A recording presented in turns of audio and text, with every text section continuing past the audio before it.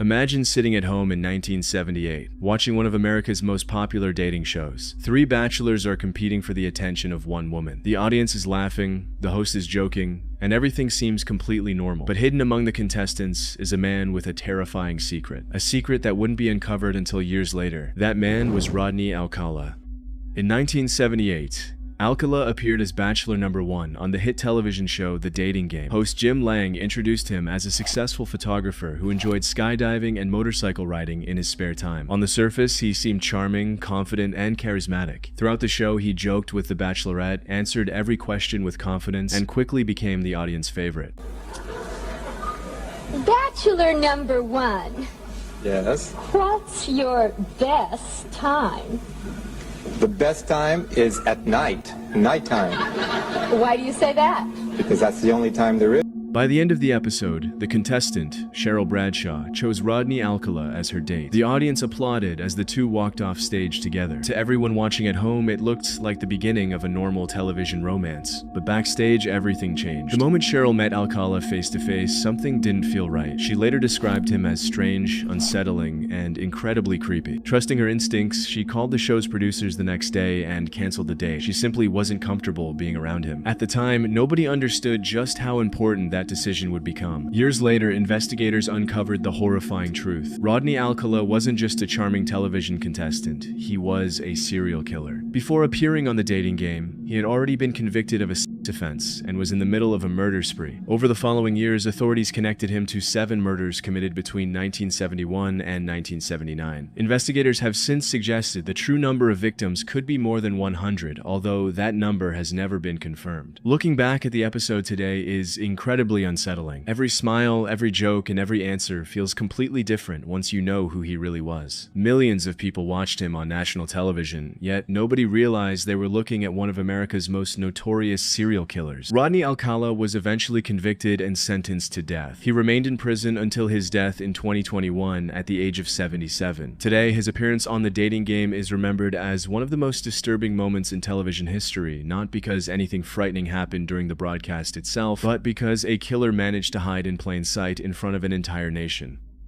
Moving on to the next entry, we're traveling back to the 26th of November, 1977, when one of the strangest incidents in television history took place. During the evening news on Southern television in England, thousands of viewers suddenly experienced something no one could explain. Take a look. In Australia, Mr. Kerry Packer's cricketers are still pleading the right yesterday's High Court decision, which lifted the ban on them playing in Test matches.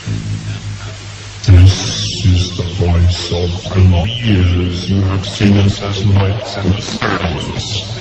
We speak to you now. You say the same as we have done to your brothers and sisters all over this, your planet Earth. We come to warn you of the destiny of your race and your world, so that you may communicate to your fellow beings the course you must take to avoid the disaster which threatens your world and the beings on other worlds around you. This is in order that you may share in the great awakening as the planet passes into the new age of Aquarius. The new age can be a time of great. At first, everything appears completely normal. The news presenter continues reading the day's headlines just as he always does. But then, without warning, the audio is interrupted by a strange, distorted voice. The mysterious speaker identifies itself as Vrilon, claiming to represent the Ashtar Galactic Command. The voice delivers a message to humanity, warning people to abandon violence, live in peace, and prepare for what it describes as a new era. It also claims that if humanity refuses to change its ways, it could face devastating consequences. The interruption lasted for nearly 6 minutes, while the presenter remained on screen completely unaware that anything unusual was happening. Inside the television studio, everything appeared normal. It wasn't until viewers began flooding the station with phone calls that the broadcasters realized their signal had somehow been hijacked. Authorities immediately launched an investigation to determine who was responsible. Engineers later concluded that someone had likely overpowered the station's relay transmitter using specialized radio equipment. At the time, television television broadcasting systems weren't nearly as secure as they are today, making this type of interference technically possible. But despite a full investigation, the mystery was never solved. No individual or group ever claimed responsibility, and no arrests were ever made. More than 4 decades later, the identity of the person behind the broadcast remains completely unknown. Over the years, countless theories have emerged. Some believe it was nothing more than an elaborate prank carried out by someone with advanced technical knowledge. Others think it may have been an artistic stunt designed to grab the world's attention. And,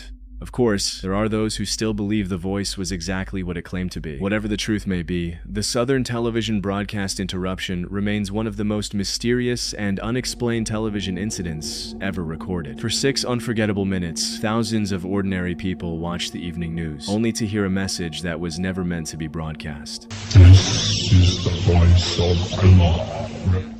The next clip is one of those moments that becomes far more disturbing once you know the full story. At first, it looks like nothing more than a routine local news interview, but within seconds, everything changes. Take a look. On Saturday, the last time anyone heard from her was an email that she sent out, and no one's heard from her since. And did you see her hang out with anyone at the time, anything like that? No one has seen her since Saturday. I haven't seen anything. You always hear noise outside, but it's just people walking by pretty much. She's as nice as can be.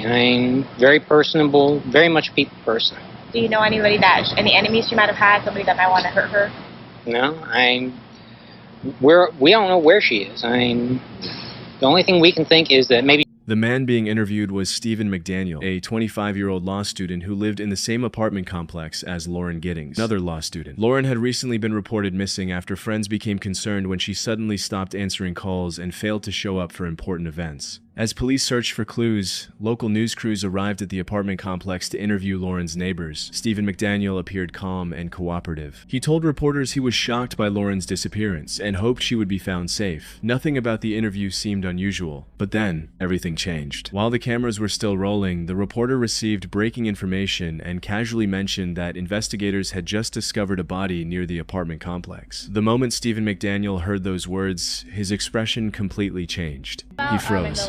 The parking lot area, I know they've been doing a lot of, I think that's where they have recovered the body or whatever they recovered from there.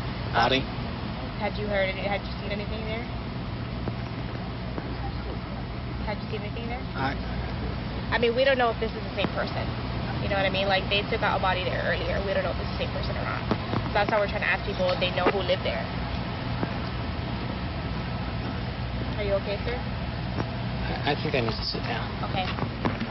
His face turned pale, his eyes widened, and for several seconds he appeared unable to speak. He repeatedly asked the reporter to repeat what she had just said, almost as if he couldn't believe what he was hearing. At the time, everyone watching assumed he was simply reacting to the tragic news. No one realized they had just witnessed a moment that would later become one of the most analyzed interviews in true crime history. As the investigation continued, detectives focused their attention on McDaniel. Evidence eventually linked him to Lauren Giddings' disappearance. As investigators dug deeper into the case, they uncovered disturbing evidence. Stephen McDaniel had reportedly become obsessed with Lauren Giddings. The two were neighbors and had attended the same law school, but there was no evidence that they had a romantic relationship. According to prosecutors, McDaniel secretly watched Lauren, entered her apartment without permission on multiple occasions, and had even made copies of her apartment key. Investigators later alleged that on the night of the murder, McDaniel broke into Lauren's apartment once again. Prosecutors believe Lauren unexpectedly confronted him inside, and during that encounter, he murdered